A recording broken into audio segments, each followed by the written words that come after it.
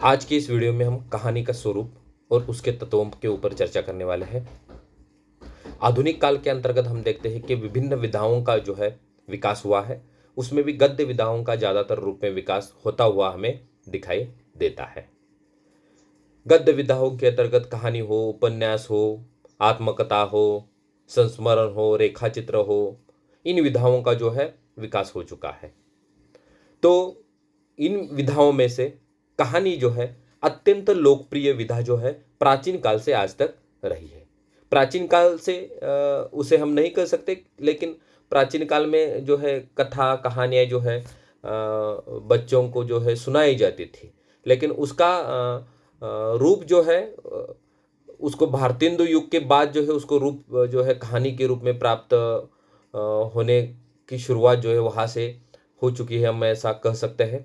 वैसे कहानी जो है आधुनिक काल की ही देन हम मान सकते हैं। तो कहानी को देखते समय हमें एक बात देखनी है कि कहानी वास्तव में है क्या, क्योंकि तत्वों को जानने से पहले हमें कहानी के स्वरूप के ऊपर जो है प्रकाश डालना बहुत ही आवश्यक है।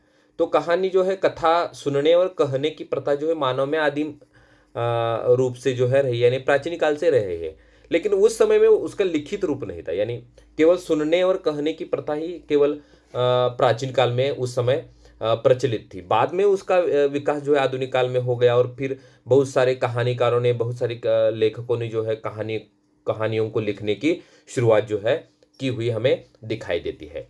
उसके बाद कहानी को किन किन नामों से जाना जाता है? कहानी को आख्यायिका, गल्पकथा आदि नामों से जो है जाना जाता है। और कहानी शब्द जो है कहना शब्द से बना हुआ है, यानी कहानी शब्द की उत्पत्ति जो है वह कहना शब्द से जो है बनी हुई है। कहानी शब्द कहना शब्द से बना हुआ है। तो यानी एक बात इसमें हमें ध्यान रखने की जरूरत है कि कहानी जो है पहले कथा सुनने की प्रथा जो है, सुनाने की या कहने की प्रथा जो है पहले से प्रचलित थी, लेकिन उसका लिखित रूप जो है आधुनिक काल में प्रचलित हो गया और उसको आख्यायिका, गल्पकथा के रूप में कहा जाता है। उसके साथ साथ कहानी शब्द कहाना कहना शब्द से बना हुआ है। उसके बाद जो है कुछ विचारकों ने जो है चाहे वो पाश्चात्य हो चाहे वो भारतीय हो, कहानी के स्वरूप को लेकर या कहानी क्या होती है वास्तव में, इसको लेकर जो है अपनी परिभाषाओं को प्रस्तुत किया है। तो उसमें पाश्चात्य आलोचक है हडसन। हडसन ने बहुत ही एक अत्यंत सटीक परिभाषा जो है की हुई है।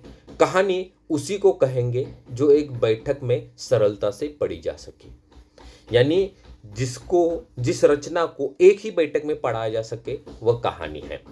अब एक ही बैठक में पढ़ा जा सके इसका अर्थ क्या है? तो एक ही बैठक में पढ़ा जा सके माने उसका रूप संक्षिप्त होना चाहिए। यानी कहानी जो है ज्यादातर 2-3 पन्ने, 4 पन्ने, 5 पन्ने यहाँ तक ही मर्यादित होती है। जैसे आप देखिए कि उपन्यास 200 पन्ने, 300 पन्ने, 400 पन्ने तक का उपन्यास होता है, उसका स्वरूप जो है बड़ा होता है। अब उपन्यास के अंतर्गत मानव जीवन के संपूर्ण रूप का चित्रण होता है, लेकिन कहानी में ऐसा नहीं होता है। कहानी के अंतर्गत जो है जीवन की किसी एक अंश, किसी एक खंड, किसी एक भाग का चित्रण जो है या किसी एक समस्या को लेकर जो है कहानी जो है हमारे सामने प्रस्तुत होती है। तो इसलिए हडसन भी कहते हैं कि कहानी उसी को कहेंगे जो एक बैठक में सरलता से पढ़ी जा सके।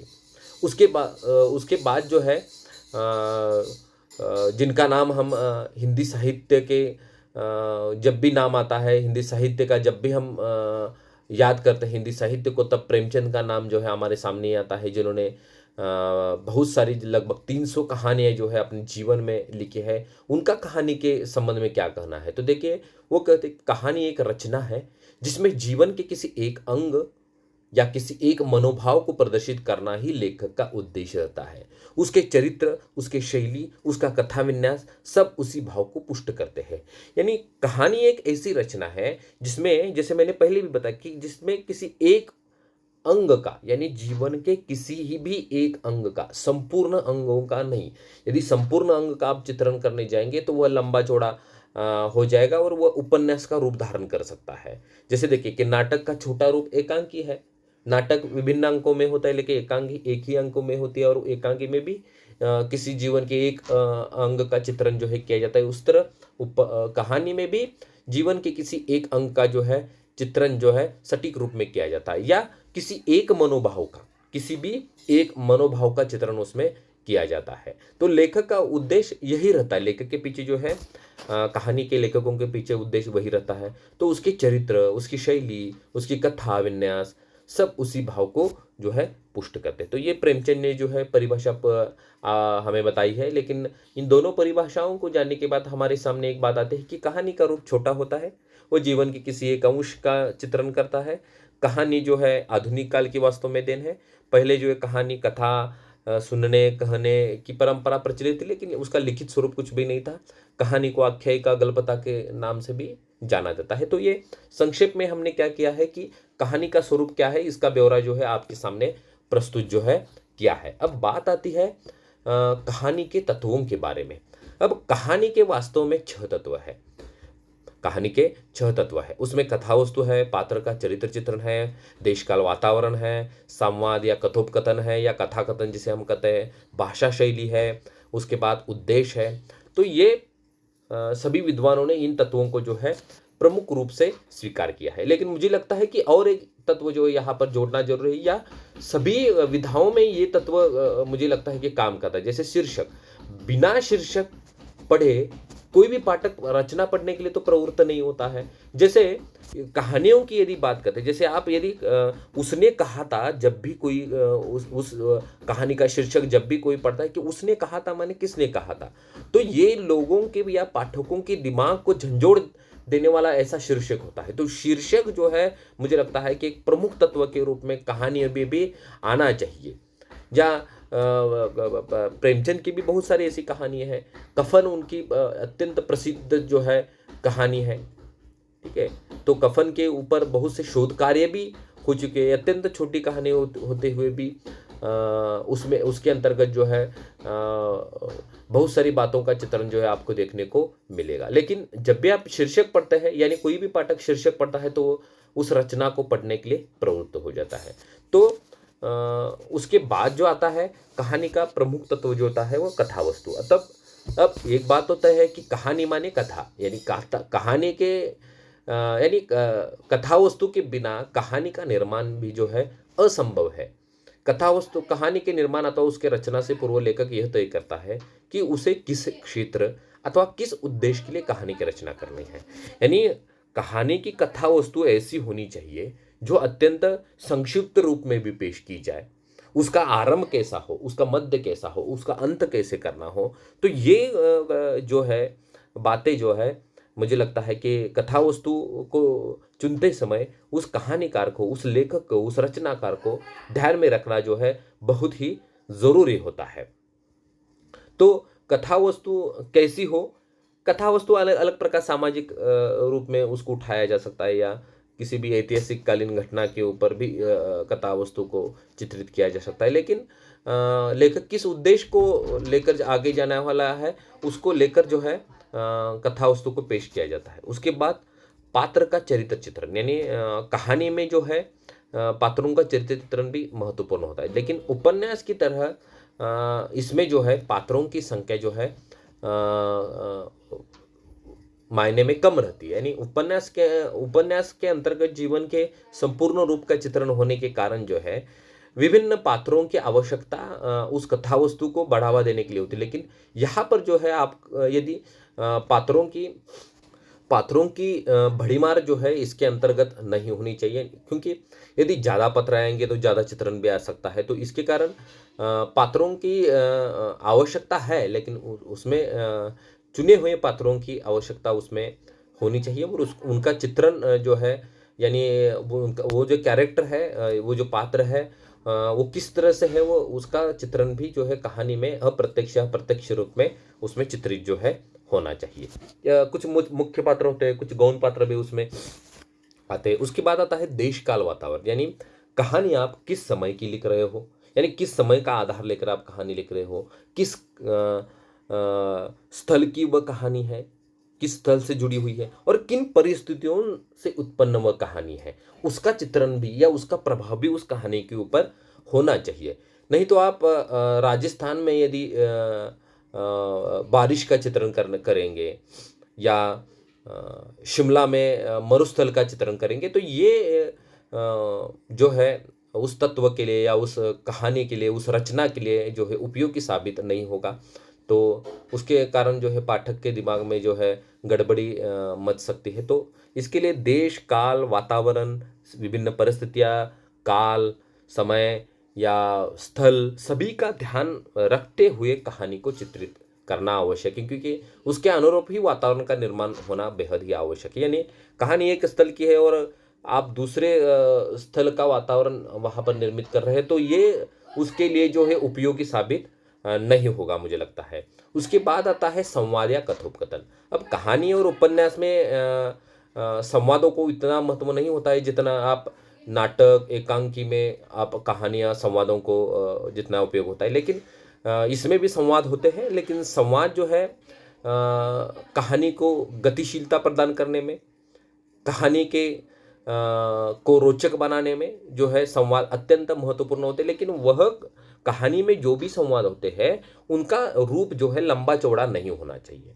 या काठिन्यता उसमें नहीं होनी चाहिए। यानी संवाद होते भी है तो वो छोटे छोटे संवाद होने चाहिए, क्योंकि यदि आप बड़े बड़े संवादों का उपयोग करेंगे तो उसके कारण जो है पाठक जो है उबाऊपन महसूस कर सकता है, और उबाऊपन महसूस के करने के कारण जो आप लेखक का उद्देश्य है वह जो है वो पीछे हट जाता है, या कई बार पाठक भी जो है कहानी को छोड़कर चला जा सकता है। तो कहानी में संवाद का विशेष महत्व होता है, और कहानी के पात्र आपस में उसी भाषा का प्रयोग करें जो कहानी के कथावस्तु के अंतर्गत होनी चाहिए। यानी कथावस्तु के अंतर्गत जो बातें हैं उसको लेकर ही कहानी के पात्रों में जो है संवाद जो है होना चाहिए, और संवाद छोटे हो, आकर्षक हो।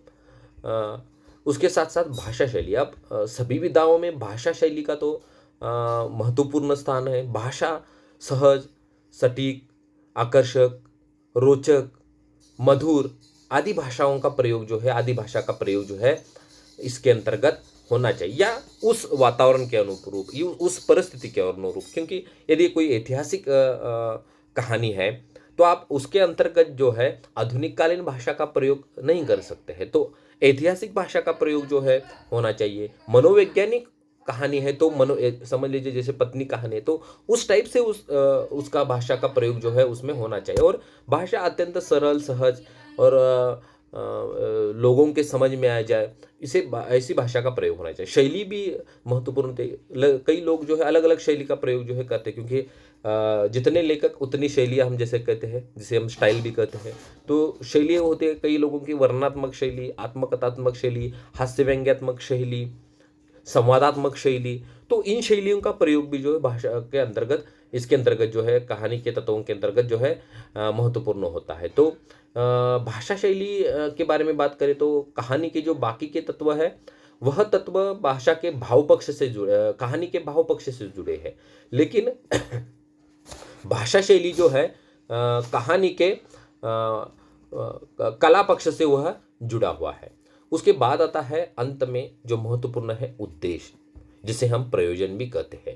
यानी आप देख सकते हैं, आप, मैं, सभी लोग जो बिना प्रयोजन के, बिना उद्देश्य के हमारा कोई भी कार्य नहीं जो है घटित नहीं होता है। अत्यंत मंद बुद्धि वाला व्यक्ति भी कुछ न कुछ जो है अपने सामने उद्देश्य रखते हुए ही क्या करता है, अपना काम जो है करता रहता है। हम अपना जीवन यापन बिताते समय पे भी ऐसी ही बातें होती रही। जैसे बच्चे पढ़ने के लिए क्यों आते हैं, किसी का ज्ञान अर्जन का उद्देश्य होता है, किसी का करियर के माध्यम से उद्देश्य हो सकता है, करियर को बनाने के लिए। तो उसी तरह लेखक का, कहानीकार का भी एक उद्देश्य होता है। बिना उद्देश्य की रचना का जन्म कदापि नहीं होता है। यानी किसी भी लेख का उद्देश्य होता है, उस उद्देश्य की पूर्ति के लिए पूरी रचना की जाती है। अब वह उद्देश्य अलग अलग प्रकार से हो सकता है। जैसे मम्मट ने बताया था कि यश प्राप्ति के लिए, अर्थ प्राप्ति के लिए, आनंद प्राप्ति के लिए, लोक मंगल के लिए, अमंगल का विनाश करने के लिए।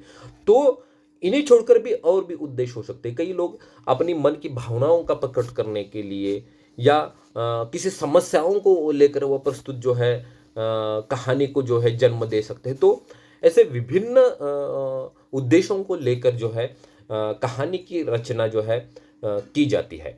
तो उद्देश्य जो है कहानी का एक महत्वपूर्ण तत्व है। बिना उद्देश्य के कहानी तो क्या, किसी भी विधा का जन्म होना जो है असंभव सा प्रतीत होता है। यानी लेखक को कुछ काम नहीं है और इसलिए उसने कहानी लिख दी, ऐसा तो होता नहीं है, उसके मन में कुछ ना कुछ छिपा हुआ प्रत्यक्ष अप्रत्यक्ष रूप में ऐसा उद्देश्य निहित रहता है और वो उस उद्देश्य को लेकर उस कथा को अंजाम देने की कोशिश जो है करता है। और कहानी मैं अंत में बता देना चाहता हूँ कि कहानी अत्यंत लोकप्रिय और अत्यंत रोचक विधा है।